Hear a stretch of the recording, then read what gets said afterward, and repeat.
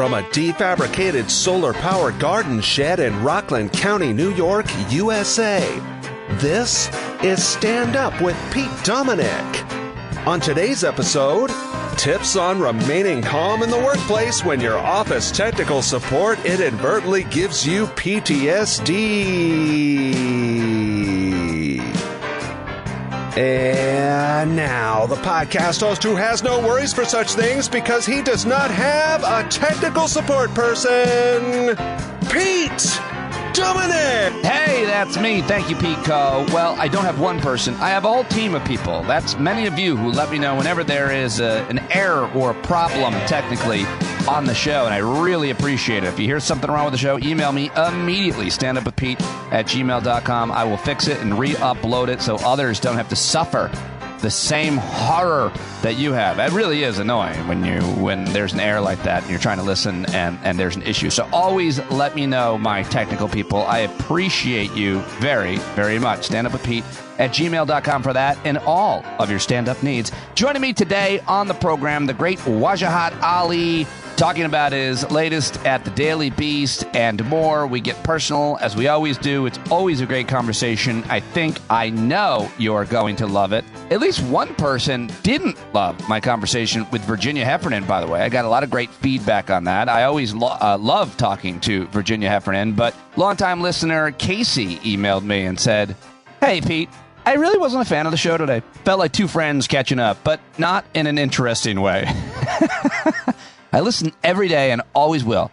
I don't mean to be negative or overly critical. I just thought I would put my 2 cents out there. Keep up the good work. Casey, thank you. I appreciate you, brother. And I appreciate anybody who says anything that they don't like. It's always great to get your feedback, and I thank you very much for that, Casey. A paid subscriber, leaving that message over on Patreon. I read all of your messages that you leave over there. I don't always get back to them because the app doesn't work. Best way to get a response from me, standupwithpete@gmail.com. But I see all of your correspondence, almost all of it. So thank you very much, Casey. I appreciate it.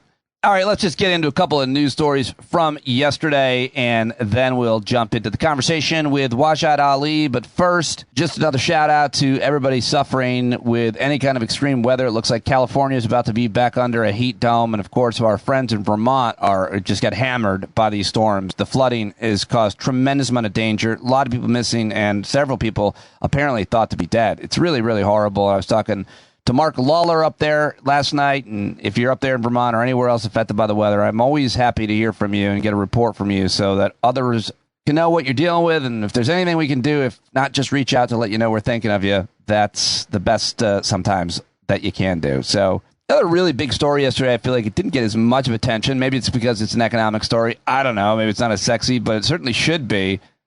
The summer surprise, inflation finally eases, 3% lowest in years, end of Fed emergency. Those are the banners over at the Drudge Report. Bloomberg News, the U.S. inflation rate slid to a more than 2-year low, a major step toward ending the cost of living emergency and possibly the Federal Reserve's historic monetary tightening, too. How about that big story? And, of course, that's going to play out in politics as well. Democrats aren't going to be blamed for this come election time. I mean, I know we're still a year away, but it would seem that they can't keep using the inflation talking point anymore. Well, they can and they will, but it's not going to be as convincing, that's for damn sure.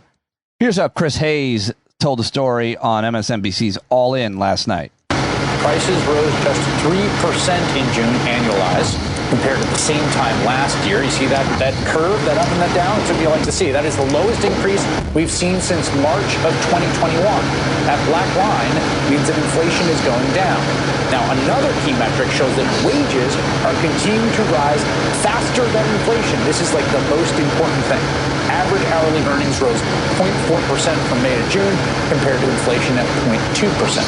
Compared to last year, wages are up a strong 4.4%. We have a lot of data showing that in many respects, our economy is doing astoundingly well.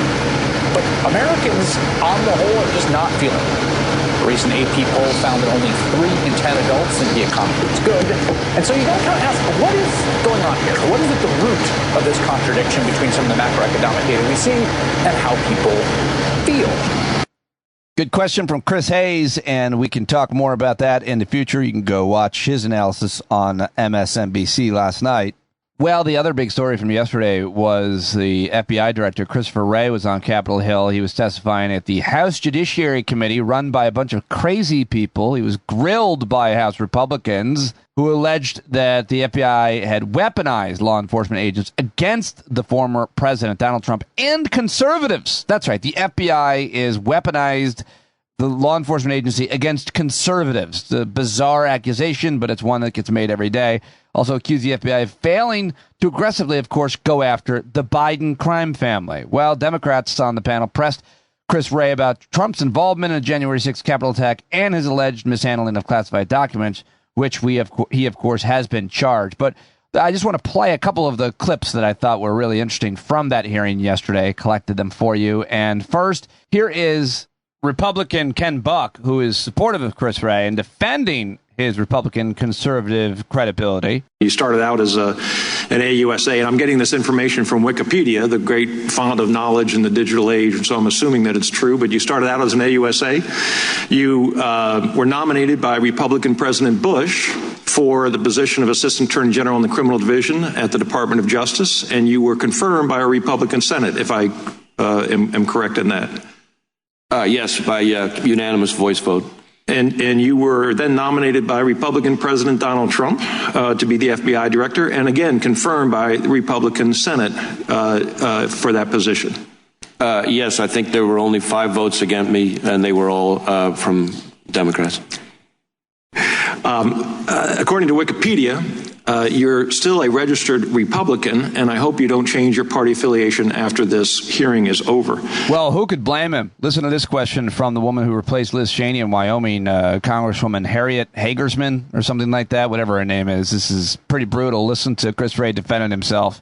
And collapse of the Russian collusion hoax, the American people fully understand that there is a two-tiered justice system that has been weaponized to persecute people based on their political beliefs, and that you have personally worked to weaponize the FBI against conservatives. I asked Mr. Durham about this, to which he answered, I don't think that things can go too much further with the view that law enforcement, particularly the FBI or Department of Justice, runs a two-tiered system of justice. The nation can't stand under those circumstances. Director Wray, what are you prepared to do to reform federal law enforcement in a manner which earns back the trust of the American people? Well, first off, I would disagree with your characterization of the FBI and certainly your description of my own approach. The idea that I'm biased against conservatives seems somewhat insane to me, given my own personal background. As to how we are approaching our work of protecting the American people and upholding the Constitution, it starts with me having emphasized to all of our folks over and over and over again in everything we do that we need to do the right thing in the right way, and that means following the facts wherever they lead, no matter who likes it. It starts, then goes on from there to all kinds of enhanced procedures, safeguards, approvals, double checks, triple check, keeping requirement, accountability policies, funding of new functions like an Office of Internal Audit that didn't exist before, the installation of an entirely new leadership team from my predecessor, and where I can take action, where we can take action to hold people accountable by removing people from the chain of command. Gentleladies, time has expired. Director, we will. All right, well, that was pretty telling right there. Christopher Wray defending his conservative bona fides, which happened all day. Now listen to Eric Swalwell going after Jim Jordan for the, well, listen. Chairman, I've counted in this hearing, and we're only about an hour and a half in, the use of the word laptop about 20 times. In fact, in the chairman's opening statement, he said that he's upset that he believes the FBI prevented more Americans from learning about a private citizen's laptop. That is bananas to me. You all are bringing up FISA every single question. You're essentially saying to the American people that you're guardians of personal security and privacy, but the 2020 election was determined because the FBI didn't let more Americans see a private citizen's non-consensual nudes? Is that what we're saying here? That you lost the election not because of your ideas, but because a private citizen's laptop Do you want an answer? wasn't out there? Will you yield? That's bananas. Like, you should be a party of ideas, not a party of non-consensual nudes to help you win an election. Will you yield for an answer? It seems like that is what the objection is here today. We should be talking about the mass shootings that occurred over the last 10 days. Instead, this hearing has turned into absolute chaos. And I yield back. Time of the gentleman's. All right. Wow. And finally, I'm going to head over to Fox News, where Bill Hammer, whatever that Hammer, I don't know whatever his name is, but this is what he had to say about Republicans' performance. Again, this is a conservative guy on Fox News, and this is his take. Right now, what did you think of Christopher Wray's answers about this, sort of like, oh, we're an election, oh, we're not an election when it comes to Biden and it comes to Trump? I mean, honestly, I watched a lot of that hearing today, and I think the Republicans dropped the ball. I mean, they finally had their man in their sights, at least one of them in Washington. And I did not think it was effective. I didn't think the line of questioning was effective. I didn't think their strategy was good. It's hard for me to walk away with a headline from that hearing today with Christopher Wray. That was a blown chance. Here is Kamala Harris. Oh, for a second there, we were critical of Republicans, but let's go after Kamala Harris. Thank you, Martha McCallum. She is garbage. Sorry. All right, hate to say it, but I don't like to call people those types of names, but that woman gets a pass. She is toxic over there with her opinions, and she has no care about anything that really happens as a result. She just wants to keep that gig. That I know. All right, well, that's what I've got for you in terms of clips and news, and let me know what I'm missing. As always, lots of important issues, undercovered issues that we should be talking about, learning about, discussing with each other. Remember, there is no hangout tonight. It is tomorrow night, folks. Just wanted to remind you of that. No hangout tonight. I am doing a speaking gig for the Student Climate Congress down in the National Conservation Training Center, part of a Fish and Wildlife Initiative. I was just down there with young tribal kids, and now I'm going down there with other high school kids that are concerned and interested in sustainability and environmentalism. Julia going with me, so it should be fun. Looking forward to that, and I will host the hangout on Friday night. But right now, it's time to get to my friend Wajahat Ali. You can read him where he is a columnist at the Daily Beast now, and you got to get his book, Go Back to Where You Came From, which is now out on an audio version. You can listen to Waj reading his book, which is really great fun. And, of course, follow him on all the social medias. Let him know you heard him here, and listen to him co-hosting the podcast Democracy-ish. What else can I say? Love this guy. And our conversation starts with each other, with us busting each other's balls, which is funny as always. And it ends with us having a sincere, thoughtful conversation about him getting help for his OCD through therapy, which is really, really cool. But in between, we have a great conversation about all kinds of really important current things that are happening. I always love to talk to Waj. Today was no exception. Let him know you heard him here. Let's do it. Come on. You have a good face. Maybe you didn't always, but you really came into your own as you got older. My wife finds me handsome. That's all that matters. You're getting that sideburn white. I really like that. That's some kind of superhero villain, something where the white is just on the sides. You know, mine is. Yeah, it's like yours is everywhere. You're like generic. You're a generic old man. Yeah, I absolutely am. I had my glasses on the other day and like a button-down shirt, and I was retired any teacher you want. It was so generic. You're absolutely right. I'm nothing, but I guess bald is somewhat unique, but not really. You work out, so you're like one of those, like the cool physics teacher who might occasionally hit on the attractive 18-year-old, but like retreats really quickly so she doesn't know what's happening. Well, yeah, so it's indirect. It's like, oh, hey, how are you, Sarah? Oh, I'm just, I'm the physics teacher. Oh, me? I'm just going for another workout. I work out a lot. Like telling you about how attractive I am without hitting. And then you kind of just wear the T-shirt and flexing the biceps in front of her. And she's like, can I just give you my extra credit and leave? Yeah, yeah. Like, she has clearly expressed how creepy and inappropriate this is. But still, I hold out hope because that's the kind of teacher I am, apparently. My wife said that I have I think this was a compliment. She said, if you weren't, it's because of how I apparently play mind games during games, like Taboo, and I apparently get very competitive. But instead of yelling, I just try to like make the other person psychologically like weak. And so she's like, you would be like a really, really good villain in another life. You could be like a multi-billionaire villain. And I think you're wasting your talent. So I'm like, that's probably, And I have now the sideburns to prove it, the sideburns and the facial hair. I love the way she couched that. You know, in another life, this quality would serve you as a villain. But the truth is that quality is one that you play smartly and exclusively during board games, not in real life to get a job or a woman. Yeah, that's what she's like. Why can't you just do this in real life? Like minus the villainy. And I think you'd be like one of the most powerful like people on earth. And I'm like, it just doesn't work that way. It only works during board games and things that do not give me monetary wealth or power. Right, because you have this weird thing. It's called character and integrity. Yeah, it's the worst. Ethics and integrity have never ever led to significant bank accounts. Yeah, yes, generally so. Generally so, depending on what we mean by significant. But, you know, I mean, how do you feel about Elon Musk versus Mark Zuckerberg? Because as Christian Finnegan said on this show, the worst thing Elon Musk has done, and there's a lot of things, is make me have to support Mark Zuckerberg. You know, it's one of those situations, speaking about comic book villains, it's like if it's Lex Luthor versus like Darkseid, who wants to enslave all of humanity. And then you're like, all right, well, Lex Luthor is evil. He just wants to trump Superman and be the most powerful and influential human being on Earth. You know, he'll like want like an authoritarian regime, but he won't necessarily enslave us. But then Darkseid wants to completely enslave us and perhaps be genocidal. So if those are my options, I'm on team Lex Luthor. That's how I feel. It's like I have to root for Zuckerberg because at least his anti-Semitism and racism isn't out in the open. He just like tolerates it on his platform.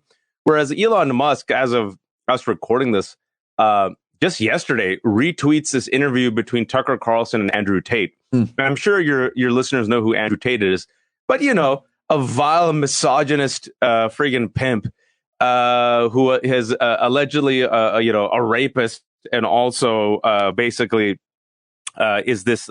If you ever seen the movie Magnolia, he's Tom Cruise's character come to life from the movie Magnolia. Wow. That's making me want to go rewatch that movie. But remember that? Well, I think his name was Frank Mackey. Respect the cock.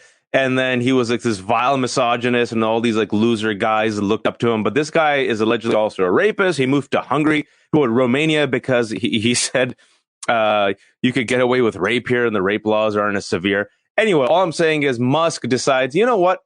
My platform is hemorrhaging. Let me share a conversation between Tucker Carlson and Andrew Tate. So with that, I have to root for Zuckerberg, unfortunately. Like, choose your billionaire villain. Yeah, and by rooting for Zuckerberg, what you mean is the platform that he's created specifically with Threads, not so much Facebook. And because we need these things, not everybody needs them. You don't have to be online. You don't have to be on social media. But if you're doing what we do, or if you're selling anything from a widget to a service, you need these things. We have to have them. So we're rooting, I would root for Twitter's success, for it to be Control, Alt, deleted, and restarted. I'd love to have back the old Twitter, regardless of who owns it. But, we can have some nuance within it, I guess. Well, the funny thing is I have to respect Mark Zuckerberg because all of us can copy paste. No one can copy paste like Mark Zuckerberg. Yeah. Like he copy pasted his way to billionaire status. And the really interesting thing is, if just someone's out there listening, all people want is Twitter pre-Musk. Just give them that. Yeah. You give them that, and you have a successful product, and find a way to monetize it and kick off all the white nationalists. And you know what? Twitter will be successful again and influential. What you've kind of touched upon is this catch-22, where so many of us rely upon it now, not just for financial services, right? Because some people make their living that way, but also for community. And I think, and I know for a fact that in a way, a reason why Musk took over Twitter and is trying to dilute it is because they realized the peasants have a voice. The peasants are able to mobilize. The peasants are able to criticize. The peasants are able to push back. And that is very threatening to rich, powerful people. And in my 42 years on Earth, what I have learned is that the rich are their own tribe. And the rich will protect their own. I don't care about your national origin, your ethnicity, your gender. Yeah. The rich will always protect their own. And we're stuck. we're now stuck with like a choose your billionaire, or I'll take Zuck, I guess. Let's talk about a couple of other things. You've written two pieces at the Daily Beast that I certainly want to discuss. One of which I haven't talked to you in a while, but it's about that you were booked for, this company booked you to speak to their diversity, equity, and inclusion team, and to mark the Asian American Pacific Islander Heritage Month. And during the call, they silenced you. They canceled you. The title of this piece, I was canceled for talking about right-wing cancel culture. I haven't talked to you since this posted. I think I haven't talked about this. Just remind people what happened and why it matters. Yeah, so really interesting. A tech company invited me to be their token Asian during Asian American Pacific Islander Month that ended in May, and then almost the second to last day of the month, they invited me to address their company. Very interesting. Usually you do like a 20-minute call beforehand. I did that. But I knew something was up because after that 20-minute call, they're like, can you send us an outline? And they usually never ask us to send us an outline. So I said, sure, I sent them an outline. Then I got up there, and within the first 5.5 minutes, as I'm doing my intro, all of a sudden the Zoom call ends. To me, I'm like, oh, technical difficulty. For the next 20 minutes, like an idiot, I sit there trying to get back on. I find emails. I try to call them. And after 25 minutes, I'm like, oh, I think that's gone. And then I sit there and go like, well, how come no one's reached out to me? What's happened? And then finally, like, I find an email. I email them again. And about an hour later, I said, hey, did you guys like literally just cancel me for what I was saying? And the person said there were internal issues. And that was it. And that's the last I ever heard from them. And I tweeted this. And then as a result of my tweet, people who were on that Zoom call from that company said, I hope you didn't get canceled for what you were saying. This company needs to hear it. And then later on, I found out that the company initially lied to the people saying it was technical difficulties. And then once my thread came out, they're like, we probably made a mistake by pulling the plug too early. And so they ended up like trying to course correct. And there was like a lot of internal discussion. And the reason why I didn't name the company is because I know it wasn't the DEI team that did it. There were two women of color who invited me. What I found out was there was like one or two, and this is why it's important. It was like one or two pissed off right wingers who have clout, who started complaining. And within literally in the 5.5 minute mark, they pulled the plug. And I didn't mention Trump.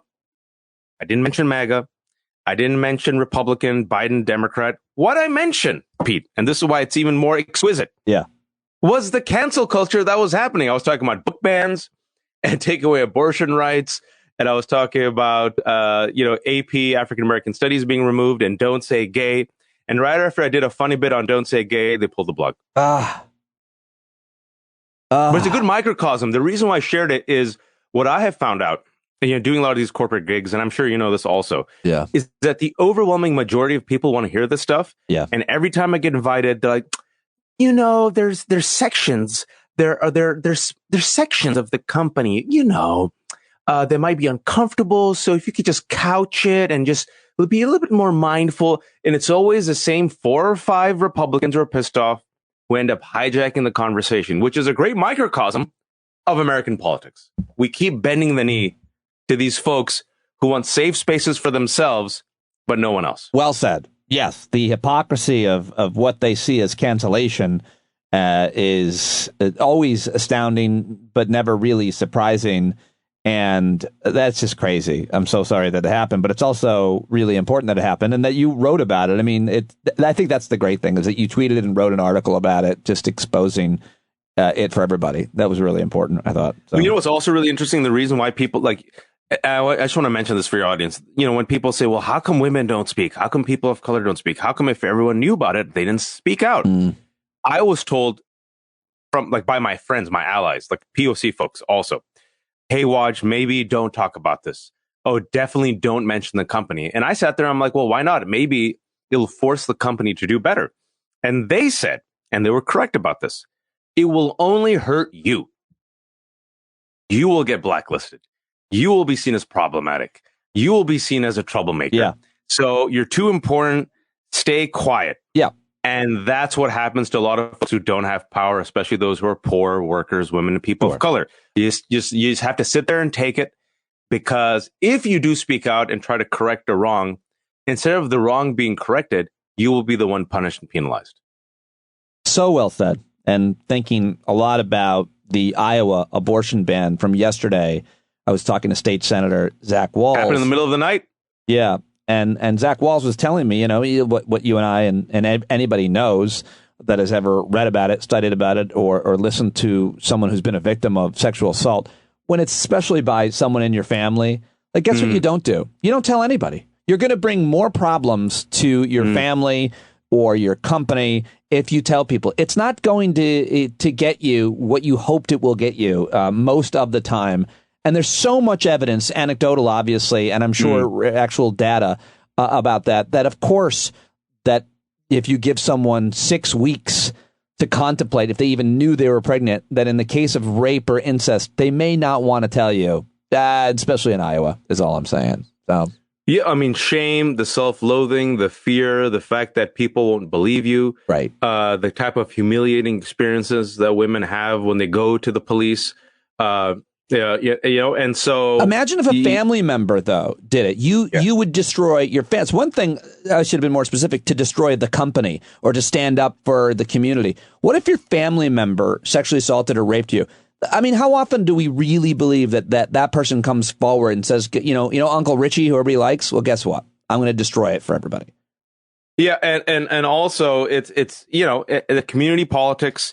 What will people say? What will people say? Yeah, they'll call me a slut. They'll call me a whore. They'll say that I'm lying. Why didn't you just keep it under the rugs? Why did you air dirty laundry? And for 6 weeks, you have kids, I have kids. We've learned a thing or two about human biology and pregnancy. Oftentimes, you don't even know you're pregnant. Like, women do not know they're pregnant, right? They're like, oh, I'm on my 9th week. And it's very deliberate. And I hope, and I'm usually not a vindictive person here, but I hope Republicans really pay the price for this in 2024. I have said, I think on your show, and I've written about it before, is that they're underestimating people's anger. And I said this right when the Supreme Court made its decision last year. And I told Democrats, you have to marshal that anger. And initially, if you remember, Pete, the first 2 weeks, Pelosi and Biden didn't say much. Remember, it was like thoughts and prayers and donations, but it was a few others like AOC and Elizabeth Warren and organizers on the ground who really are like, you better do something. And then once they saw, oh, this is a political winning issue, they started campaigning on it. And what was a top 5 bread and butter issue that motivated average Americans out to the midterm polls? Abortion rights. So it's one of those situations where I feel like, especially, have you seen like the latest news, the drip, drip, drip of corruption of the Supreme Court? Justice Thomas and Alito. Someone paid for his wedding reception? No, someone Venmoed him. Like, literally, they publicly Venmoed him money, and that ended up being like a person who showed up in court. I'm like, bro, at least private Venmo. They're so like naked and obscene with the money trail. Well, if you look at Venmo, if you've ever used that app, for whatever reason, you can see what other people who have sent money to other people. Because the default is public. And once I saw that, I went to private immediately. And I just don't understand why anyone doesn't go to folks who use Venmo. For the love of God, please just go to private right now. Just pick up your phone right now, set it to private. I literally don't need to know how much you paid for nails. Well, by the way, I never believe that whatever they say they're paying for, it's nails, it's groceries, it's delivery. It's always weed. What are you talking about? It's always drugs. Come on. It's weed or sex. Yes, weed or sex. And you don't need to. I swear to God, it was actually an eggplant. I bought an eggplant. Let's talk about Tommy Tuberville. This was crazy. You were one of the first people I thought of. You hear the words white nationalists, Christian nationalists, all of this stuff. That interview the other night was so important for a lot of reasons. And you nailed it with your Daily Beast piece where you basically said, you called it. Pretty soon the hood is going to come off. They're going to announce they're formally that they are super racist people. And that's what we're seeing here. And basically, you also say in this piece that, Mitch McConnell came out and said exactly what you're supposed to say. There's no room for this anywhere, especially in the military, and probably took him aside and said, we whisper the racism. Let's get back to the whistle. But, after I read that piece, and I didn't finish it, I'll be honest with you. Maybe you made this point. Sorry. I was just looking into it right before you came on. Mitch McConnell has been against the John Lewis Voting Rights Act. He's been against voting rights. So the thing that always bothers me is when the good guy Republican, pushes back on the overt racism. Meanwhile, he's saying the right thing, but he's promoting or denying policies that would help the advancement of people of color, of women, or whatever we're talking about. So, he doesn't get a pass for saying the right thing and doing the wrong thing. As far as I know, people of color would prefer you to take the hood off as opposed to keep it on and vote against their rights. Yeah, I said the only mistake that Tuberville made was that he was honest, right? He said he was blunt. That was his only mistake. And I, for one, appreciated it because it's transparent. It's pure. And this is nothing new. He said this in May. People forget this. Yeah. He was upset at Democrats because he said Democrats are purging Trump supporters from the military. Well, how can they be doing that? Because Democrats have finally started paying attention to white supremacy, even though we've known for over a decade that white supremacist elements have infiltrated our law enforcement and military. And Tuberville said, if you're going to go after white supremacists and white nationalists, you will weaken our military and our military readiness. And they're like, wait, what? Yes, because the Democrats call Trump supporters white nationalists. I just call them American. So that was in May. Since then, folks, he has also held up the nominations of military officials, which has led to our military being without a commander for the first time in 150 years. It is, as we are speaking, literally hurting our national security. Now he says, well, it's due to abortion, due to the military's position on abortion, and allowing, I think they allow women. They cover the expenses of women who want to get abortions to go and get abortions. Yeah. So that's his excuse. That's his cover right now. Yeah. So Caitlin Collins, with her new show on CNN on Monday night, brought this back and said, can you denounce white nationalists? And again and again and again, he just refused. Right. And he says, well, I call them Americans. And that's just like your opinion, man. I said that he did the dude quote from Big Lebowski. Like, that's just like your opinion. And then yesterday in the morning, when he was confronted again, said the same thing. And then just a few hours later, that same day, Mitch McConnell took him aside and said, hey, we use dog whistles. And then Tuberville is like, white nationalists are racist. So I agree with you. I mean, you haven't finished the article, but the rest of the article does exactly what you said, is I lay out that this is the feature, not the bug of the mainstream GOP. I mentioned Trump dining with Nick Fuentes, very fine people. I mentioned the fact that Moms for Liberty, which is the suburban, KKK Karens. Oh, I know them. Oh, yeah. You know them, right? The fact that they quoted Nazis, the fact that now even the moderates, allegedly moderates like Nikki Haley, said, if Moms for Liberty is a hate group, sign me up. So if you're moderate, Nikki Haley is defending Moms for Liberty, and your leading presidential candidate is openly dining with a white nationalist leader. And according to The Guardian's Hugo Lowell, when asked to criticize Nick Fuentes, he refused because he realized he would be losing support. Well, yeah. What does that tell you, Pete, about the modern GOP? Yep. The hood is off. It's a great article, and everybody should definitely read it. What do you think, though? There's a lot of obvious answers, but I just want to hear how you would articulate.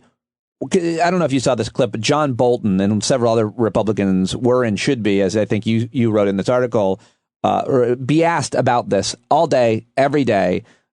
White nationalism, good, bad, where do you stand on it? John Bolton basically was like, as long as they keep their opinions to themselves, a lot of people have different opinions in the military. And that's true. It is true. But Waj, what's wrong with people working in law enforcement or those working in the military holding those views? Why do they need to does there need to be a litmus test of ideology when it comes to that specifically? To quote Rage Against the Machine, some of those who work forces are the same that burn crosses. right? So the people who we have entrusted and empowered to serve and protect us are the ones who end up being our oppressors. There's a reason why black people and poor people rely upon the police, but are also terrified of the police. There is a reason why millions of people came out in the biggest mass protest in American history is because an officer choked to death, murdered George Floyd, right? So imagine what that does to a society, a community, where your leaders are saying, hey, the person whom you entrust to protect your community actually thinks that he is racially superior to you and his boot belongs on your neck. And he's also part of a militia. And he also believes in anti-Semitic conspiracy theories. And he also believes that you are a potential groomer and pretty much taken over by the devil. But don't worry. That's just his opinion, right? He keeps it on the DL. On the streets, he's got a gun and a badge. Do you feel safer? That's just his opinion. He's got a tattoo of it, but listen. Who doesn't have a tattoo? Come on now. To quote Billy Wilder, one of the greatest closing lines of a movie, well, nobody's perfect.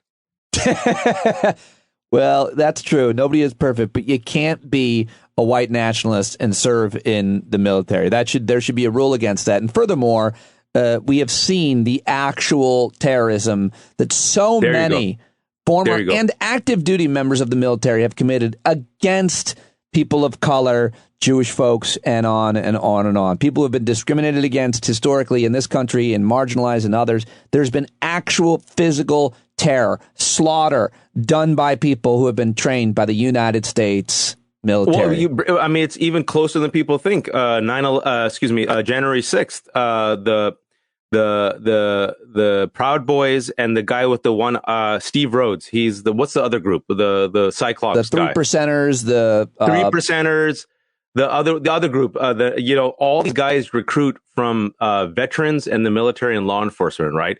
And so the FBI has known about this for years. So we're talking about people who believe in conspiracy theories, are racist, are anti-Semitic, and are part of potential armed militias who want to overtake the U.S. government because they see it as an illegitimate force that has been occupied by the Zionists and that wants to replace and weaken white men. Why do we have these people as our armed forces, right? And let me give you an analogy. Suppose, I don't know. We're not talking about white nationalists. Suppose there were, Muslims sympathetic to ISIS. And they were like, listen, that's just my opinion. I want to overthrow the United States and implement my barbaric interpretation of Islamic law. And I believe there should be an Islamic caliphate. And I'll be working with some folks whose end goal is that. Some of them might be violent. Others might not be. But hey, give me a badge. What would America say, Pete? Well, we know exactly what they would say. 2009 Fort Hood shooting. I don't want to say his name, but he was a U.S. Army major and psychiatrist. He shot 13 people, injured 30 others, the deadliest mass shooting on a American military base. And guess who he was inspired by? Olaki and all these right-wing. What was really interesting, and I want to mention this point. Yeah. Who was droned in Yemen. Yes. One thing I want to mention. Very controversial. He's an American citizen. Well, that was the thing, right? It was very controversial because he's an American citizen in Yemen and Obama droned him. But what people don't mention, and this is something which just shows you the overreach of the war on terror, is that his teenage son was also droned and killed. That's right. Something that people don't mention, which is one of those things where, we hate terrorists, but is it okay then to kill their family members? But I digress. I do believe that was a separate drone attack. Separate strike. It wasn't like he was with his radical father. He was, and I'm not sure that he was targeted or not. But the bottom line, it's a very complicated. But your point, go ahead. My point here was when the Fort Hood shooting happened. Yeah. I remember that we spent months tracking the ideology that radicalized this individual. What books did he read? What podcast did he listen to? What preachers did he follow? What caused him to become a violent extremist? Right? And then this is what people think, it's unfair that you do this. Why do you attack the conservatives? Because what we have seen is that for these terrorists, even in the past few years, they repeat the talking points that you now clearly and openly hear on Fox, on Twitter, the ones that are repeated by Tucker, Elon Musk, Donald Trump. And I'll give you one example. In the 2018 midterm elections, when Donald Trump and Republicans, instead of running on like good job growth, they ran on what? The invasion, caravan, right? George Soros, the invaders are coming. Coinciding with that rhetoric, the terrorist in Pittsburgh went and killed 11 Jews in the Tree of Life synagogue. Absolutely. Totally inspired by that rhetoric. He used the same rhetoric. I have to take out the invaders. Yep. Caravan. He said caravan over and over, I believe. Yeah. And the thing is, you have to punish the evil, filthy Jews for bringing in the evil, filthy Muslims. Screw your optics. I'm going in. So the question I have for folks is, when it's Muslims, we have no problem calling out the ideology. We have no problem being critical of the ideological infrastructure that breeds this violent extremism. There's so few Muslims in the United States military. There's even fewer that are potentially radical. And it doesn't even make a lot of sense for them necessarily to be. But there have been some. The white Christian nationalist terrorist in the United States military, there's dozens and dozens of examples. Week after week we hear about these guys, and they don't keep it any secret. There's clearly one group that's a threat, and this we've known since all the way back. Well, anybody who had ears and eyes and served anywhere near the military more than knew a decade. It. But I mean, during the Obama administration, was then DHS Secretary Janet Napolitano put out a whole warning about these guys being radicalized, American white right-wing radicals. She had to withdraw, and it was a news story for weeks and months on end that she was demonizing them. We just heard Chris Wray be demonized for the point they put out about these ultra radical Catholics that are absolutely dangerous. And Jim Jordan and others like, you targeted Catholics. Fucking hell yeah. You better target them. But they had to walk it back and be like, oh, sorry about that. Yeah, wrong complexion, right? And so it actually goes back to 2009. I don't know if you've interviewed him, but you should. There was a DHS analyst called Daryl Johnson who called it out and wrote a report. And I think that's exactly what you're talking about. And they had to walk back that report because conservatives like, hey, this makes us look bad. So we've known about this threat, and this is now the number one domestic terror threat in America. And the reason why they have attacked Chris Wray is because, remember that 2 years ago, he mentioned it. And I think even last year, Nicole Wallace, when she was confronting Chris Christie about it, you should watch the interview. It was a good interview. She spent like 5 minutes doing pushback just to get him to acknowledge the number one domestic terror threat, to condemn it. Chris Christie, the quote unquote moderate, kept pivoting to Islamic terrorism. So the reason why this is all connected is this has gone mainstream, Pete. It has infiltrated and infected the conservative movement, our armed forces, and this country has an allergy to calling it out because the people who are implicated are white folks. Yep. And how long will the majority have to suffer for us to coddle white rage? I don't know the answer. Coming up on Coddling White Rage, we'll be talking with Oathkeeper. That's who you were looking for. The Oathkeeper. There you go, Oathkeeper. Steve Rhodes, right. Stuart Rhodes. Before I let you go, we like to talk about male struggle. I reached out to you privately not too long ago, and you came up big for me. It was awesome. You're a great friend. You've been open publicly about you started with a therapist. For what reason? Oh, yeah. So I think I've done 4 sessions. Ooh, good for you. I've written about this before. I wrote about it in the book, also in the New York Times, that my father and I have OCD, obsessive compulsive disorder. That used to be known as an anxiety disorder, but now it's like its own separate category. But it is what it is. Like I essentially inherited it from my dad. For those who have OCD, it's a beast. It's just it's a tough one. There's like electrical misfiring in the brain where logically we realize that thoughts, feelings, and sensations that we have are otherwise irrational or something that we shouldn't really worry about. But nonetheless, the misfire in the brain sends a signal from our amygdala that says fight, flight, fight, flight, fight, flight. So for most of you all who are listening, we all have the same thoughts. It's just that your car is like an automatic car. Within 3 seconds, your brain goes, I'm not going to fall off that platform. That's just a silly thought. I'm going to go get a hot dog. But for someone from OCD, they're like, well, what happens if I do fall off? Well, what happens if I don't fall off? I don't know. And then you get so overwhelmed with this, this innate evolutionary mechanism to survive, fight, flight. Imagine what happens, right? Imagine you saw a bear, Pete. What would happen? You start sweating, heart rate would increase. Not me. I would kick the bear's No, ass. you'd wrestle the bear because you're a man. But probably most people would be afraid. I would kick the shit out of that bear. Yeah, no, you would especially if it was a koala. Bear. You would impregnate the bear before destroying it. That's how masculine you are. That went. Yes, I guess. Yes, and yes, that's I would first. Yes, and. But that's the thing, right? So imagine that exact feeling of terror. Yeah. When nothing's around. And that's a good way to explain it too. Yeah. That's the worst part. You know it. Oh, so man. It's like the logic interferes with the fear, and then you get into compulsions to escape. Because that's what you want. If there was a bear in front of you, what would you want to do? Friggin' run, right? Yeah. So you come up with these compulsions to escape, and these compulsions are ridiculous. Sometimes it's counting, sometimes it's praying, whatever it is. So now your brain's like, hey, remember the last time you felt like nervous? You did that ridiculous compulsion. So guess what you get addicted to? The compulsion. So now you're like a hamster in a wheel. But the worst part is no one's forcing you to run. And you know it's ridiculous, but you keep doing it anyway. So pardon me for taking the time to explain that. But it was great. Part of that. And I white knuckled it for 25 years because I'm an old school man, built and raised like so many men of our generation that you just suffer well and you suffer quietly and then you die. And then I got really far. And then just at the stage in my life, I think we've talked about this before, especially since the pandemic and my daughter's cancer and turning 40. I decided, being in less pain makes me happier. I don't need to be in pain all the time. So I went to a podiatrist and my wife's like, can you just go to a podiatrist? Because you always complain about foot pain. And the podiatrist is like, you have flat foot.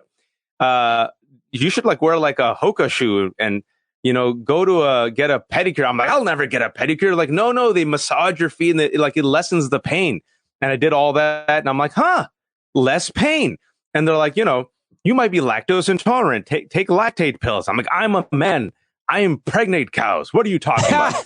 So I took the lactate pills and I started eating better, working out, less pain. You should sleep. I'm like, sleep is for queers. I start sleeping. I'm like, oh, I like sleep. And so this is one of those situations now that, that have kids. I told myself, I've done this by myself. I've put in the work for 25 years. I've white knuckled it. I think I need help to go the rest of the way. And I'll say this, having gone now 4 sessions, my therapist or psychologist, who's a specialist in this, she says, you're so far ahead than most. Great. Because you've done the work. It's very impressive. But then immediately just getting outside of my head, Pete, and telling someone this, and an expert who understands it, I think I took friggin' a 500-yard leap. Wow. Does that make sense? Yes, of course. And I went from I was at 60. I told her, I said, I took myself to 65%. I need help 35% of the way. Just simply one session of just literally being able to talk to someone finally, an expert. Yep. I went from 65 to 75%. Yeah, I did that on my phone call with you. I was struggling, spiraling, and I was like, I want a different point of view on this. I'm going to call Waj, and I did, and you listened, and then you said something. We'll still keep it private, but what you said was crystallized it for me. But more importantly, it was just the talking, the having had you heard it and acknowledge what was going on. And I think it's just so vitally important that we all do that, especially men. It's you just have to do that. If you haven't done what Waj is saying he's doing and gone through that checklist of health, now is the time. Don't worry about anybody calling you a queer. Sleep. Yeah, because, what we were taught, and if we could spend a minute, I know we've gone over, especially men of our age and older, the way we were taught, the way we were built, the model that was given to us was a man takes it, he provides for his family, he suffers quietly, he never complains, he fixes the problem, he suffers well, and then you die, and you die with honor. And I came to a decision that that's not really the best way to live. And it's not my definition of an honorable way to live. It's a cop-out, if we are being really honest. And then also, if you care about people, and and this is what happens also, if we have to be honest, and we should be, is that you think your masochism and martyrdom is somehow noble, a noble sacrifice. But what you don't realize is your wife or your spouse, your significant other, your children will be much happier if you are happier. Like, imagine the toxicity that you spread as a result of your internal suffering that you're not even you didn't realize. So thankfully, I was good with that. That, you know, my wife is happy, my kids were happy, it didn't spill out. I internalized it all, and so after a while, I was just like, maybe